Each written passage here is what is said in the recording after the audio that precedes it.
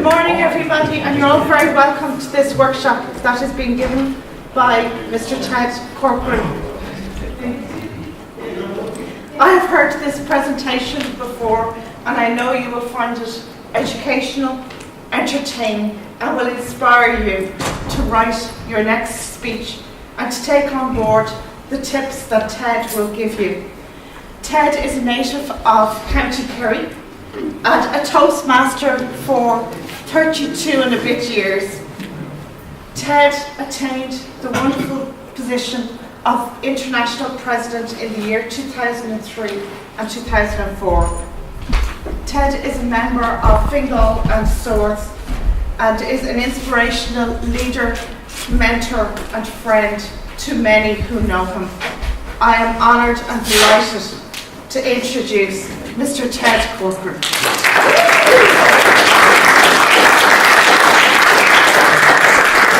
Thank you, Brenda, and thank you for reading it exactly as I wrote. If there's a fire, you'll have no problem getting out because there's plenty of room at the back to escape. So, a question for you: what is your biggest challenge writing a speech? Ideas, Bridget. Yes? A beginning. Oh, a beginning. You don't start at the end then? You start in the middle, okay. Anybody else? The time it takes. The time it takes, okay. Finding a topic. Oh, finding a topic, yeah. There are very few topics in the world. Really, I think we're down to the last 10. Keeping the transitions interesting. Transitions? Most people never had a transition. Are you kidding me? But you will today. So anyway, they're usually what people talk about. I don't know what to write about. Can't find a topic. I don't know how to start. I don't know how to finish. But we'll fix all that today. Is that okay? Yes. All right, okay. So I'm going to start with a quotation from Mr. Warren Buffett. As you know, he's been a billionaire 10 times over. So he says, you can't communicate. It's like winking at a girl in the dark. Nowadays, you could be a boy winking at a boy in the dark, right? It could be anything nowadays. but if you wink at a girl in the dark, it's just not communicating. Very un-PC, isn't it? Oh, really? I see your face. You're upset already. All right, so the key question is, are you a competent talker or are you a competent communicator? Think about that now. Think again about it. We had a guy at my Rotary Club last year, this time, a member of the board of directors of a very prominent organisation in Dublin. He spoke for 15 minutes, 50-ish, well-dressed, well-spoken, articulate. Sat down. I turned to David, my friend. I said, David, tell me 3 things that man said. And David, who had been paying attention, went like this. She said, I can tell you one thing, he said. That was a competent talker. But he communicated 0. Because, as you'll find out, he made the very major mistake of talking and not communicating. Ni hao ma? Why me? That's on film now. Okay. So my goal today is to change your mindset with the difficulty of writing speeches, to show you can structure a speech that communicates your message. And here are the 10 greatest speech mistakes. And I will cover most of them as we go down. The wrong speech for this audience. Doesn't happen in Toastmasters. Because you can make your audience whatever you want to. But outside, very important. No specific purpose. Happens all the time. What was this all about? Little or no structure. Too much information. Happens all the time. Too much detail in one ear or the other. Too complicated. No transitions. No flow. Distracting mannerisms. Unfocused and too long. They're the 10 greatest speech mistakes. So what you will learn today are that projects 2 and 3 are the foundation of every speech. Even in new pathways, you still have to have an opening body, a conclusion, and clear purpose. But we learned about the 3 requirements of an excellent speech, the 3 questions you ask yourself that as a beginner learning the process for writing a speech is what's important. The process. The process. And how to use a 9-point plan to write a speech in 10 minutes, which I could do at the end because I couldn't give away the story at the start, could I? You're all over. It'll be all over when we start. And everyone can write a speech in 10 minutes, and here's the real kicker. Are you paying attention? Some lucky person here today will prove it. It's not time. And the farther back you are from the front, the more chances are you're going to be selected, right? Okay then, what are the 3 requirements for an excellent speech? What are the 3 questions you're going to start? What is flow? How does flow work? And the 9-point plan. So the 3 requirements are something to say, confidence to deliver, and the technique to connect with the audience. Obviously, if you have nothing to say, there's no point to stand you up and say it, is there? Confidence to deliver. Most people join Toastmasters to get confidence. Unfortunately, many of them leave without learning the technique to connect with the audience. Many. Do you know how many people who, roughly, on average, who pay their dues last October until the end of March? For every 100 who did that, how many of them will not renew from April to September? 30. That's a very high figure. 43. 43% drop out from one 6-monthly period to the next. It's an incredible turnover. And that's why there's such an emphasis in Toastmasters of finding new members, because if you don't find them, you're going to find yourself with no club. All right, something to say. It's the most common problem, as you have found out down there, young man. The subject matter is unimportant. Remember, you're not talking to the House of Lords or the Parliament in Dublin. You're talking to the club. You're learning how to do something. Learning the process. Can I ask you a quick question? Yes. Is your hand out by any chance?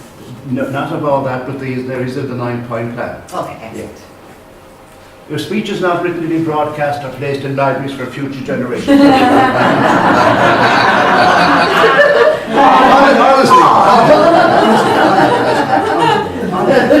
Can you read that again? Can you read that again, please?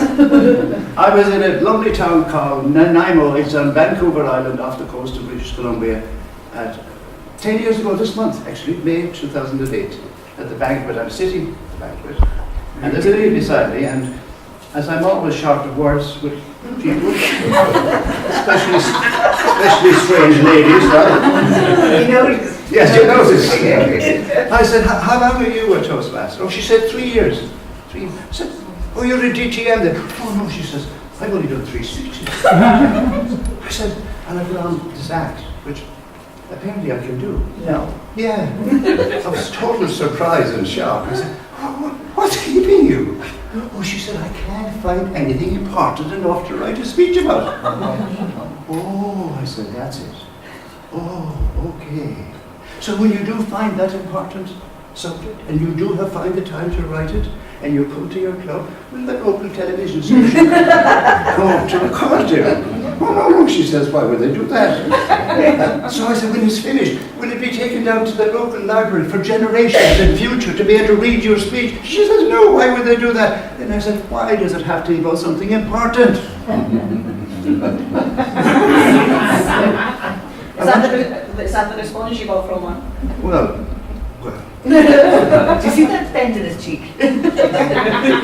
I had achieved my purpose, which was she realized that she didn't have to write about something important, because you're not writing about something important when you're learning the process, the way to do it, about anything, young man, right? And there are more than 10 topics in the world, I can assure you, okay? What did you do to be singled out? Because when I asked him, he said, I can't think of any to write about. That's a real rookie, Well, we'll get the local television station in when you do it, okay? Why then it had an important subject? Why? And everybody makes this error, in my view. When I say everybody, that's generalization. A whole lot of people make this error. Oh, has to be something meaningful. Oh, yes. Oh, God. All right, so when you were a child, your mother sent you for piano lessons. And you came home after the first week. And you said, Mom, I'm supposed to play Chopin's 55th set concerto next week. You know who Chopin is? He's a famous. You don't? I never had piano lessons. Do you know who Chopin is? Oh, Chopin. I thought it was Chopin.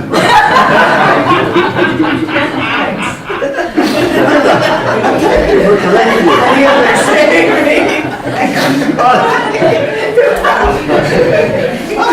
I thought it was Chopin. Yeah. No, being serious. When you came home from the first piano lesson, you did not tell your mother you'd be playing Chopin's fifth concerto. You did not. That was going to take years of learning those black keys and white keys and all kinds of things on the piano. And whatever else. I never got piano lessons. We were lucky enough to have food. I will say, You had food. But this is what happens to a whole lot of people. They join Toastmasters, they want to give the fifth concerto in the first couple of months. You just can't do it. You have to learn how to play first. Or if you take a ball game, you want to play in Wembley or the new place over in England now, or in Croke Park, and you say, well, I won't kick any football until I get there. You won't be able to play like that. Well, of course, you'll never get there in the first place. So you got to practice. All right, this is Helen Keller. I think that's very important. Can it be learned from textbooks any more than a surgeon can acquire his skill by reading about surgery? Now, young man, if you've got a pain in your side now and you have to get an appendix operation, if you were, and the guy takes out the book and he says, okay, okay, pull up his shirt, okay, pull down his trousers, paint an X on the spot, right? You wouldn't be that happy, would you? No, you would not. Well, it's the same about writing speeches. You've got to do them over and over and over again so that you get better and better and better. Now, best is the enemy of good, a famous old phrase, personal masterpiece is not required. So here we are, confidence to deliver. You see, Toastmasters is a very positive place. Look at what it does. Safe environment, positive evaluations, right out in the steps. Oh, this was incredible speech, right? The one that went on for 3.5 minutes, right? Or the one that went on for 10 minutes when it should have been 5 to 7. And self-confidence, I can climb Mount Everest, I can do anything. But is this built on quicksand? Are you speaking and communicating? Or are you just talking?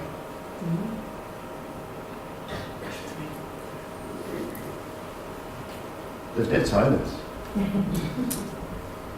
I'm sure you all agree with me, because if you were disagreeing with me, you'd have said something. It's not what I say, it's what my audience hears, feels, remembers, understands, and acts upon. If you don't do that, you're just talking. All right, here we go to the meat of the thing.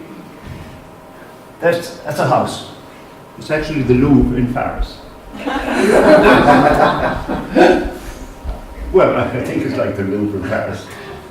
And down at the bottom we have projects 2 and 3. Project 2 is about what? Beginning of structure. And you just sat there now, haven't you? Yes. I'll go over to the other side, I think. Organisation and purpose. And that's at the foundation of every speech. It's like a house. And then word usage at the walls. And then delivery, which is body language and vocal variety, is your way of ornamenting your house. And every house is a different style of furniture and paint or whatever it is. But here's the difficulty. The difficulty is that you can't see the bottom two.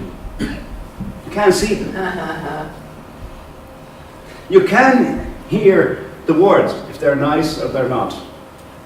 But you can certainly see the body language, and you can certainly hear the tone of voice.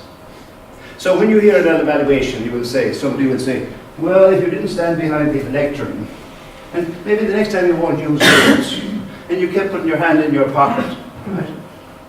Not a word about the structure and the purpose. Not a word about the structure and the purpose.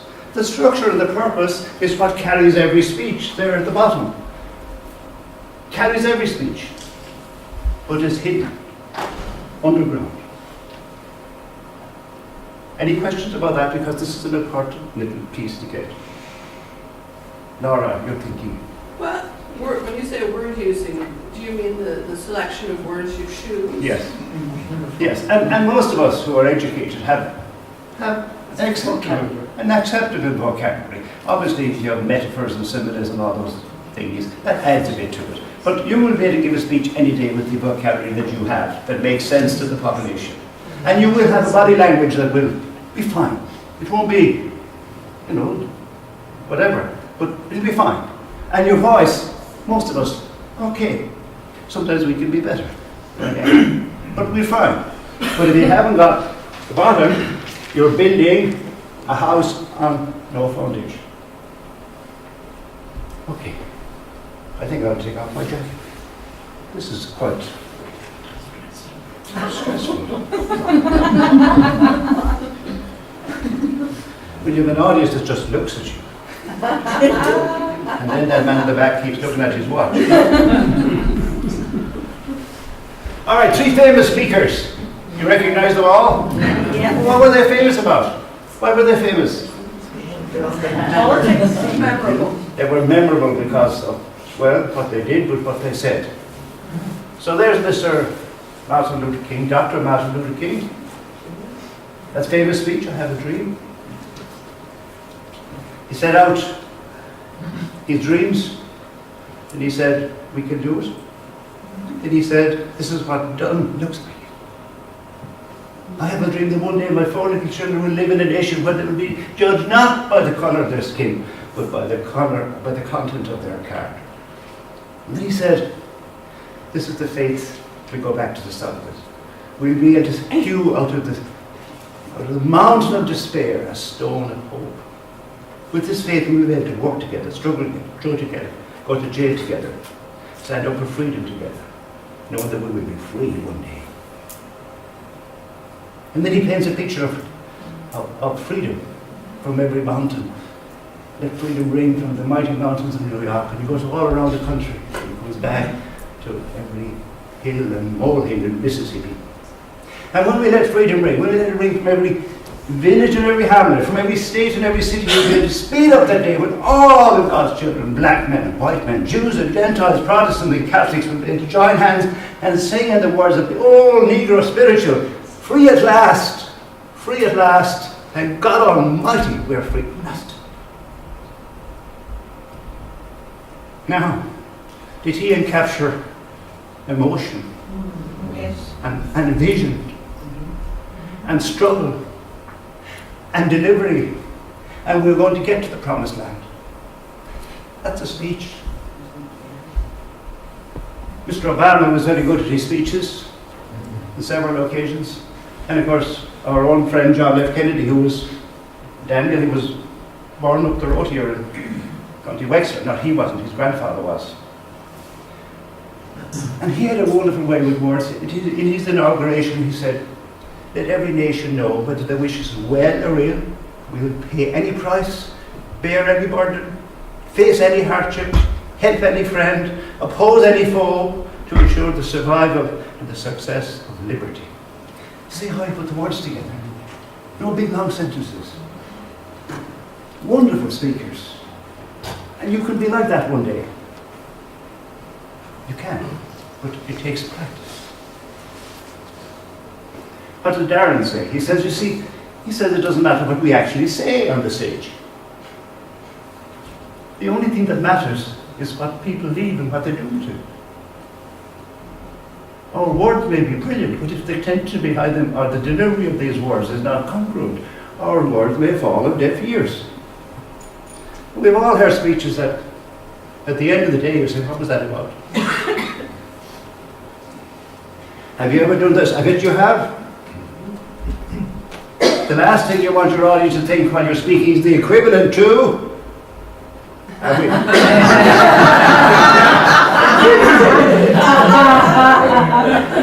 Be honest, be honest. You all sat at a meeting and you say, are we there yet, Daddy? I bet you have, I bet you have, I bet you have. I have hundreds of times. Are we there yet, Daddy? Right? Because we don't know where we're going. We don't know what we're going to get when we get there. And we don't know any idea when it's going to finish. Now, will anybody be honest and put their hand up and say, I did that? Yeah. Oh, look. I have a whole lot of honest people. I have a whole lot of honest people. I love that because that's exactly what happens in lots of places is we don't know where they're going and we don't know when they get there. Are we there yet, Daddy? Okay. So how do we communicate? The conversation, the written word, and the speech. The difference is crucial. Tell me what the difference is, please, somebody. What's the difference between the three of them? Conversation is two-way. Correct, Teresa. You should run for international director.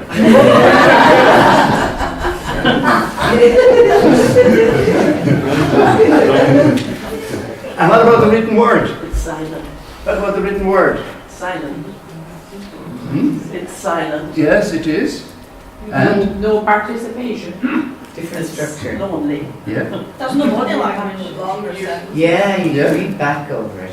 Yeah. Ah, who said that? Yes. Ah, oh, but you would have this thing before, Brenda. I repeated what you said. That's cheating, Brenda.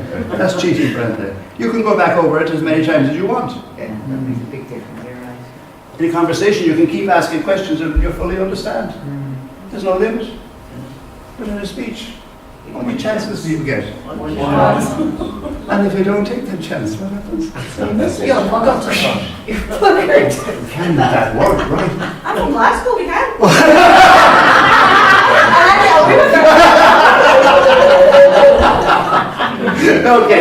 Okay, but this is absolutely the case. In a conversation, you can keep conversing until you fully understand. If it's written, you can read it over and over again.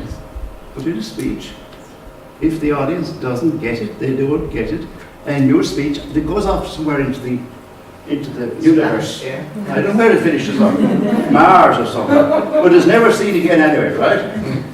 So I took out the paper coming down here on Saturday, a speech by a very eminent person in our country,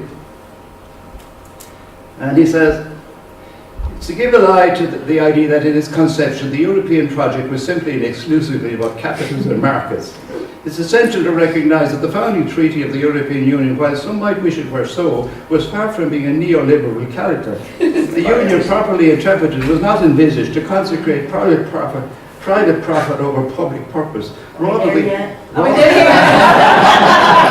Are we there yet? How are you another 10 minutes? Rather, the Union was to be a bedrock of profound values and overarching rules. What did he say? I don't know why it is. Sure, I haven't an idea, and I read it. But this is the problem, ladies and gentlemen. This is the problem. This is the problem. This is the problem. People talk like that in a speech. There's no possibility that the audience can understand what's happening or remember it afterwards. So it has to be simple. Now, I can't tell you who that was, but he's a small man with grey hair, right? Still have no idea. Have you not? Okay. All right. Well, we better not blaspheme his name by mentioning it. All right, okay. So, the message is, when you give a speech, it has to connect. Just to be simple. Yeah. So the three in Cork, simplest and have an interpreter. Translated into English. Yeah. Yes, boy. Without you. So the three critical questions: who's your audience? What is your man? What is the subject matter? Why are you saying it? What's your purpose? If you can't answer those three, forget it. Forget it. So here's your audience. In Toastmasters, of course, it's very easy to know who your audience is because they're Toastmasters, or you can ask them to be whatever audience you want. So, but outside, you have to know who you're talking to. And of course, they're never a unified audience, they're a disparate audience, but they must have some common reason for being there to listen to you. So I'll just do that again, because the next one is the purpose. What is it? To inform, to persuade, to motivate, to inspire, to entertain. They're the five purposes. Four of them are in the CC manual. If your speech hasn't a clear purpose, there's no point in speaking. Your audience won't get your message. Think of it as a destination. So you're driving somewhere. Sorry, surely there are more purposes than that. They're the five that are in our manuals. There are variations of those. Like, give us one that you thought of. It's like you can entertain and you can put different pictures in people's minds, like when so you can broaden people's way of thinking. Mm-hmm. And what would that purpose be? To inform them? No, Persuade them? no, Motivate them? no, Inspire them? no. Well, you come up with a new idea. Anybody had this lady to formulate what she's saying? I think it can be a combination of things. Well, it can, of course. I think that's possibly where Of course it can be. you're coming at. It can be a combination of some of those together. Yes. No, I'm not actually. I'm not saying Okay, that. that's what you're saying. What are you trying to say? What's the purpose? Glad you said that, right? I'd be accused of bullying, right? Blue skies thinking, Yes. where you can explore the topic Yes. and communicate. Yes. Discussion. Yeah, you- Just write a book. I'd like to write a book. This purpose is to provoke thinking. Sorry, To Martin. provoke It's thinking. valid to question. Martin. To provoke thinking. Oh. Well, Yeah. it is something that... Dziękuję bardzo, Yeah, that's a Martin. good way. I think you're better at writing than speaking. Because we can go back and read it and read it and read it. You've got to make it simple. All right, well, here we go. Now, who said this? Ted. Hey, Cork. Are we running it? Probably Mr. Simon. You, Bernadette, I give you that. You got there just as I was saying. Ralph Smedley said that. A speech without a specific purpose is like a journey without a destination. Are you with me? I think this is an old way of speaking in Toastmasters. I think there's an idea of communicating with the audience. That's another way. Provided they hear and understand and Oh, feel. totally. Yeah, okay. So what about this then? Dale Carnegie, talk is a voyage with a purpose and it must be charted. A man, and I better put in a man or woman, of course, because there was no women back then. A man who starts out going nowhere generally gets there. That happens in speeches all the time. Because uncertainty of where he or she wants to finish up. All right, this is a chance to get some information written down if you want. 3 criteria. The specific purpose is a one-sentence statement about which you hope to accomplish in your speech. If you can't write that, you don't know yourself what you're talking about. So 3 criteria: worded, specific, attainable. Do you want time to write it down? Yes, please. No, thank you. No, thank you. Okay. All right. How are you doing down here? You know, I have only a certain amount of time. Is that all I have? How long have I left? 16 minutes. So I'll foreshorten this for you. I'll help you, right? It's on project 3, page 18 and 19 of the CV. And you crowd who have come here today never recognized that as being in that 2 pages of the CC manual, and you're all writing it down as if you never saw it before. How could you do such a thing? Terrible. If I want to make you feel any better, every time I've ever done this, it's been the same thing. It's the same thing as that. Nobody has seen this before, ever. Oh, this is new stuff, I must write it down. So you took a photograph. Yeah, that's really bad. And you're in the public relations.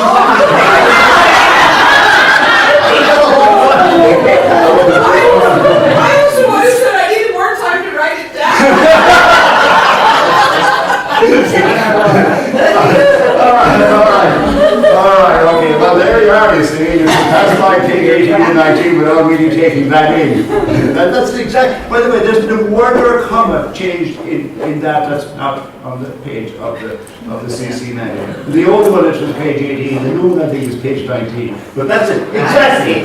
And nobody ever recognized it. What is flow in a speech? It has a definite opening body and conclusion. The ideas are arranged so they can be followed easily. Transitions act as signposts. Transition acts as signposts. Transitions are really key. The audience stays connected through the speech. So it's like going on a journey of their signposts. And then, oh yes, we're here, we're here. And that's flow. Sometimes you go on a journey and at the first crossroads you're lost, right? Because the speaker goes that way, and then goes that way, and then goes, and after about a mile you're completely lost. How many times have you heard a speech like that? You have no idea what it's about. You have no idea where the person is going. When you do have an idea, you find it's the wrong idea. And then 10 minutes off and you have to evaluate. Yes. Thank you so much. Yes, it is. So here we are. These are flowers I grew in my garden. Spring is very early in Dublin this year. All right, they're from IKEA, right? And they're the same flowers. But here's the thing. If I gave 3 bunches of flowers, exactly the same flowers, to 3 different people, a 10-year-old child, 40-year-old man, and a man or a woman who works as a flower arranger, which of them would be the most appealing to look at? Flower arranger. But they're the same flowers. And it would depend how they're arranged and put together and whether or not you feel as if they're aesthetic to yourself, not to the other person. Flower arranger. Flower arranger. Yeah, absolutely. That's what you're doing with ideas in the speech. You've got to arrange them. Can anybody tell me about the arrangements that Simon had yesterday in his speech? Simon Puck? The sexual religion involved. Yes, there were the 3 main things, yes. Which was Simon? Which speech was Simon? The main speech. Keynote. Oh, that was very keynote, background. See, it was very easy to follow where he was going, because for each one he had the basis of what it was about, he had an example, then he had a message, and then he went to the next one, he did the same thing all the time, then he concluded at the end, and we were all with him for the whole time. Okay, so here are your ideas. How can these be turned into a speech? Does your audience get it with complexity? Answer is no. With random ideas, no. Simple with a clear purpose, yes. This is Einstein said, if you can't explain something simply, it means you don't fully understand it yourself.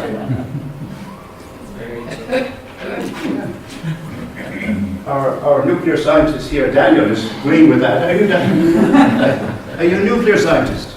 No, unfortunately not. Yeah, what are you a scientist then? Combine harvesters. Agriculture scientist. Okay, all right. Okay, but you're a scientist, so you know about Einstein. All right, okay. We have to hurry up. These are we have to have our signposts. Signposts for our ears, for the audience. And signpost is another term that I made up for transition. That I'm moving from here to there, so that the audience know that I have moved from here to there. A speech without these signposts with them flows, and the audience stays with you and connected. They get it. Audiences is like what are called cognitive gymnastics. That is a beautiful word, isn't it? That's very hard. So there, you're listening to the speech and you think, this is about this. No, it's not about this, it's about this. No, it's about that. No, they hate that business of being dragged around in their heads, trying to make sense of what is being said. So here we get to the real point of the whole thing, the 9 points of writing every speech. Now, what's important here, I'm going to sit down for a second because my back is killing me, is that the one on the right, the speaking order. Subject, yeah. So the speaking order is on the left, and the writing order is on the right. And you start off with number 1 over there, which is, what is it I want to write about? What's my speech about? And then you go down to number 8, number 2, down at the bottom. What is the purpose of my speech? What is it? Then you write the middle, 3, 4, and 5. Then you do Number 6, tell them what you're going to tell them. And number 7 is a summary, told them what I told them. And then and only then, you write the opening and the ending. So it isn't like, Goldilocks and the Three Bears. Once upon a time. You can't start with once upon a time. Now, if you tackle any subject like that, you will be able to write a speech. And Simon yesterday did exactly that. He got our attention when he was speaking. He got our attention. He talked about his visits to Ireland. Then he talked about the 3 things he was going to talk about. Then he talked about the 3 of them in detail. Then he summarised. Then he had a message at the end. And then he got back again to the start. They all in 55 minutes. That's a long time to hold our attention and not to stray. Okay, so here are 9 points. We're going to do a speech between us because I've only got how many minutes? Less than 8. Oh dear God. Okay, so we'll pick a subject. Conference, right? The conference. This is when you go back home now to talk to your clubs. Right, what's our purpose? To inform. So to inform people. All right, inform. All right. Inform. Inspire and inspire, yeah. Yeah, and you can do inspire as well, yes, of course, yes. But that changes what you're going to put in the middle. Yes. Inform is the simplest form. The simplest purpose is just tell people the 3 things that happen. When you get to inspire now, you've got to change the middle. Because you can't inspire people and just tell them what happened. You must tell us something about the effect it had in you. So we leave out inspire for the moment, all right? Because it makes it more difficult. So what are the 3 things you talk about? The contests. Contests, okay. What else? The elections, yes. Crack. And the workshop. Very important. Crack. All right, elections. Next one. All right. Crack. Right. So we're going to tell them what we're going to tell them. We're going to summarise. Now, what's the opening? Question, statistic. Question. Have you ever wanted to go to the conference? Have you ever wanted to go to a conference? Do you know what you missed? Yes. Question. All right. Okay. All right. Refer back. All right. What did you do? All right. Have you ever wanted to go to a conference? Well, I was at the conference last weekend. I had a wonderful time. And I can tell you about the 3 things that I particularly enjoyed. I liked the contests. They were wonderful. I learned so much. I thought that some of the contests themselves, the whole contest was as good as semi-finals I've seen in America. They were that good, and I compliment everybody. The elections. Are you saying that for a fact, Ted, or are you just finding something to say in the speech? Why do you try to put a stone in my road? I want to learn. I want to know. I've never been to the international contest. I want to know. I thought the sound was amazing, but I don't know. All right. Now, when you were giving a speech in your club in Clondalkin, Yes, sir. do people interrupt it? Oh. This isn't a speech. This is a workshop. This is my friend. This is my friend. Yeah. All right. Let's stay white a minute. All right. Because I'm running out of time. Oh, sorry. Then we have the elections. I want to tell you that Patricia O'Reilly has been elected as our district director-elect, and John Cox has been elected, our quality director-elect, and Gerald Mannix from County Kerry, Ireland, is our number 3 person. And a real surprise, out of the pack came a guy called Daniel Sanders to be the PRO. So he's going to be writing every month to you. And then we had the crack. There were the gift of the gab, there was storytelling, there was singing, there was whatever. Whiskey tasting. Whiskey tasting, there was a whole lot of crack. All right. So, Dance. I told you about the contest, I told you about the elections and the crack. We had a great time. You know, next year, 2 years' time, it's in Killarney. Very inexpensive place to go to. Really? Never rains. They have artificial watering everywhere. It's in Kerry. It apparently only rains twice in Kerry every week. Once for 3 days and once for 4 days. So if you what have I left? 2 minutes. 2 minutes. Well, I'm nearly there then. So there's a speech. Now, how long does that take? Now, obviously, this isn't the best speech I've ever done, but the crucial ingredients are there. An opening, explain what it was about. I'm going to talk about 3 things I enjoyed, talk about them in some very small detail, summarize, and then have a get out at the end saying, why don't you go to a conference like Excellency? That's how it is done.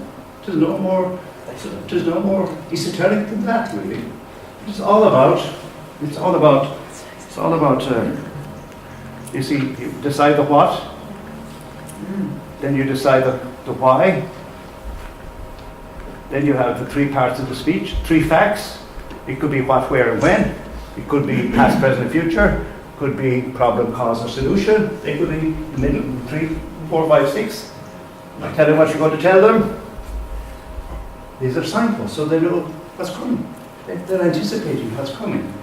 Simon, sex, religion, and politics. They know what's coming. So much so that we can still remember it today. At least I remember the first one, right? That's all I can do with that subject, is remember.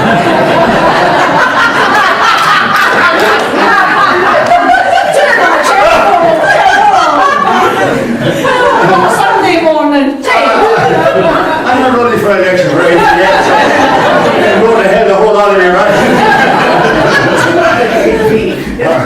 All right, so number 7 was a summary so that they remember what you said, and then number 1 is ask a question, mention a relevant quote or story, use a statistic, and then you refer back to the opening, gives a sense of conclusion. You're taking your audience on a journey. They followed you every inch of the way, following the signpost. Now take them home. It's called a callback. And there it is again for you. And that's what we covered. And there's the 9-point plan, sequence, etc., etc., etc. And there's me. I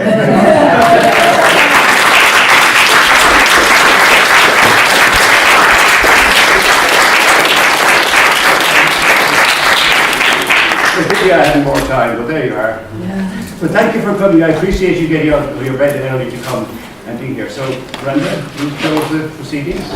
Thank you. Sorry. Just chat among yourselves for a minute. Isn't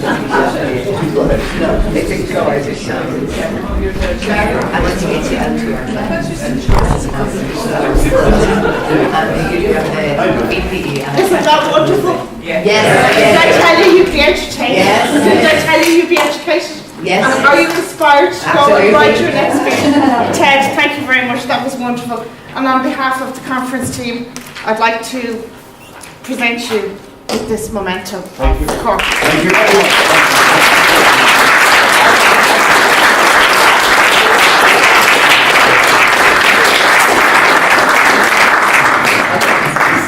You're free to go. I know you're all paralyzed.